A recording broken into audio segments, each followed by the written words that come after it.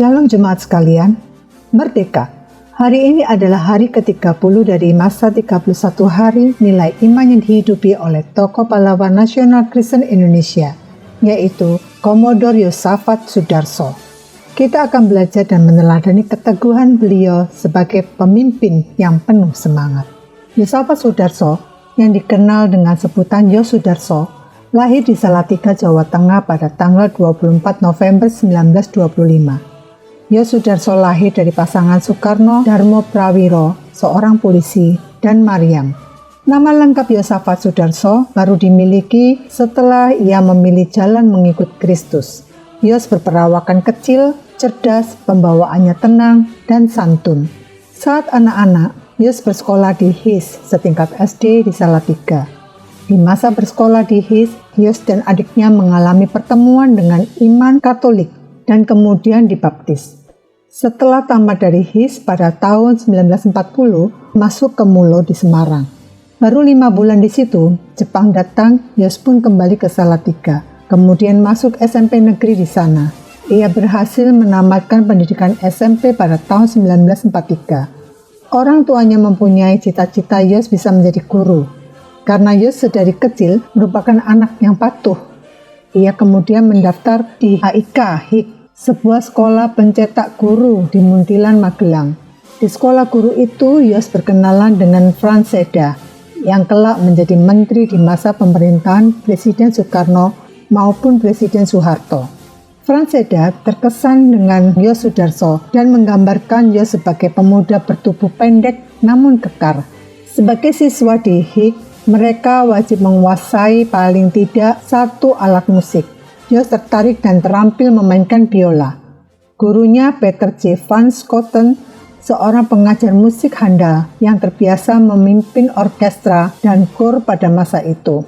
Salah satu muridnya yang tersohor di Indonesia adalah Cornel Simanjuntak dengan lagu ciptaannya Maju Tak Gentar, yang mampu membakar semangat para pejuang kala itu dalam mempertahankan kemerdekaan.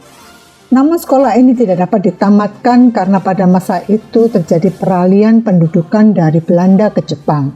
Yos melanjutkan pendidikannya di Sekolah Tinggi Perlayaran di Semarang selama setahun dan mengikuti pendidikan opsir di Go Osamu Butai. Di sana Yos termasuk salah satu lulusan terbaik. Oleh karena itu pada tahun 1944 ia dipekerjakan sebagai mualim, yaitu perwira kapal berijazah pelayaran niaga nautika atau kapal perdagangan di kapal Go Osamu Butai. Setelah proklamasi kemerdekaan, Yos Sudarso bergabung dengan BKR Laut yang selanjutnya dinamakan Angkatan Laut Republik Indonesia. Pada waktu itu, Angkatan Laut belum memiliki armada. Kapal-kapal yang ada sangat sedikit. Selama di BKR Laut, Yos Sudarso sering ikut dalam operasi-operasi militer untuk memadamkan pemberontakan di daerah. Yos juga turut dalam operasi lintas laut hingga ke Kepulauan Maluku. Sesudah pengakuan kedaulatan RI, Yos diangkat menjadi komandan kapal, mula-mula di KRI Alu, KRI Gajah Mada, kemudian KRI Raja Wali, dan akhirnya KRI Patimura. Pada tahun 1958, Yos pernah menjabat sebagai hakim pengadilan tentara walau hanya sekitar 4 bulan. Setahun berikutnya, 1959, terjadilah pergolakan di dalam tubuh Angkatan Laut. Masalahnya sebagian anggota tidak menyetujui kebijaksanaan yang diambil oleh pimpinan Angkatan Laut. Bersama Letnan Kolonel Ali Sadikin, Yos Sudarso menuntut supaya Kepala Staf Angkatan Laut Laksamana Subiakto diganti. Pemerintah pun mempertimbangkan usulan mereka dan mengambil tindakan cepat dengan mengangkat Kolonel R.E. Martadinata menjadi Kepala Staf. Pada tanggal 10 Oktober 1959, Yos Sudarso diangkat menjadi Deputi 1 Operasi. 4 hari kemudian, Yos naik pangkat menjadi Letnan Kolonel dan kurang dari 3 bulan kemudian, Yos menjabat sebagai Kolonel. Genap 16 bulan setelah itu, pangkatnya naik lagi menjadi Komodor, kini Laksamana Pertama. Sebagai rekan kerja, Yos ditugaskan untuk mendampingi Mayor R.E. Martadinata di Italia dalam mengawasi pembuatan kapal perang yang dipesan pemerintah RI. Bersamaan dengan meningkatnya jabatan Yos, keadaan wilayah Indonesia khususnya Irian Jaya semakin terancam oleh keberadaan Belanda. Pada tanggal 19 Desember 1961, Presiden Soekarno membentuk Trikomando Rakyat sebagai upaya untuk membebaskan Irian Barat dari Belanda. Pada tanggal 2 Januari 1962, Presiden Soekarno membentuk Komando Mandala Pembebasan Irian Barat yang berkedudukan di Makassar. Sebagai deputi operasi, Yosudarso memikul beban yang berat. Pada tanggal 15 Januari 1962, ia mengadakan patroli di daerah perbatasan yakni di Laut Aru dengan membawa 3 kapal yaitu KRI Macan Tutul, KRI Macan Kumbang, dan KRI Harimau. Rupanya Belanda sudah mencium strategius. Mereka lantas mengejar kapal-kapal milik Indonesia dengan menggunakan kapal perusak. Yosudarso mengeluarkan perintah untuk bertempur. KRI Macan Tutul di bawah pimpinan Yosudarso berusaha menarik perhatian agar 2 kapal lainnya menjauh. Namun, karena kekuatan kapal Belanda dan Indonesia tidak imbang, Yos berpikir keras, harus ada kapal Republik yang selamat. KRI Macan Tutul yang dipimpinnya lantas pasang badan sebagai umpan, memberi peluang 2 kapal Republik lainnya untuk menyelamatkan diri.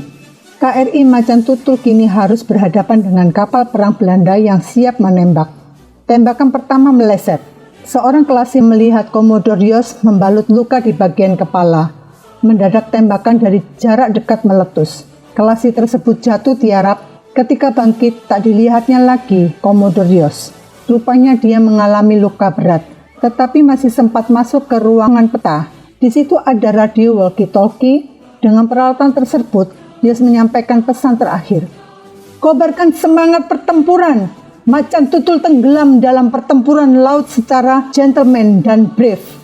Laut yang dulu dianggapnya sebagai jembatan pemersatu dari negara kepulauan menjadi tempat peristirahatan terakhirnya. Pengabdiannya selesai, sama dengan apa yang pernah diucapkan dahulu saat mau menikah, bahwa ia sepenuhnya adalah milik negara. Almarhum Yosudarso meninggalkan seorang istri dan 5 orang anak. Sebagai penghargaan atas jasanya, pemerintah menaikkan pangkatnya menjadi Laksamana Muda Anumerta Yosafat Sudarso dan memberinya gelar pahlawan nasional pada tahun 1973. Bahkan namanya pun diabadikan menjadi nama Armada Angkatan Laut Indonesia, nama jalan-jalan protokol di kota-kota besar Indonesia, dan juga sebagai nama pulau. Pulau Yosudarso yang dikenal dengan Pulau Kolepom adalah sebuah pulau yang termasuk dalam wilayah Kabupaten Merauke, Provinsi Papua. Pulau ini dipisahkan oleh selat yang sempit dari pulau utama Nugini. Seperti yang tercantum dalam Injil Markus 12 ayat 17. Berikanlah kepada Kaisar apa yang wajib kamu berikan kepada Kaisar, dan kepada Allah apa yang wajib kamu berikan kepada Allah. Yos hingga akhir hidupnya taat dan setia dalam menjalani tugas bagi negara. Semangat keteguhan batin, kejujuran dan kesederhanaan yang dimiliki oleh Yos merupakan bukti kasih dan imannya kepada Kristus, sang pemilik kehidupan yang kekal. Mari Bapak Ibu sekalian, kita masuk di dalam doa. Ya Tuhan Allah Bapa kami yang hidup, terima kasih Tuhan telah memberikan seorang panutan bagi kami, yaitu Yosafat Sudarso. Bapa ajarkan kami bisa meneladani beliau dalam berapapun usia kami, kegiatan apapun yang kami jalani, dimanapun kami berada, dalam kondisi apapun. Biarlah kami bisa selalu bersyukur dan menjalani hidup ini dengan penuh kasih, penuh tanggung jawab kepada Tuhan dan sesama kami. Dalam nama Tuhan Yesus Kristus. Amin. Sekali merdeka, tetap merdeka.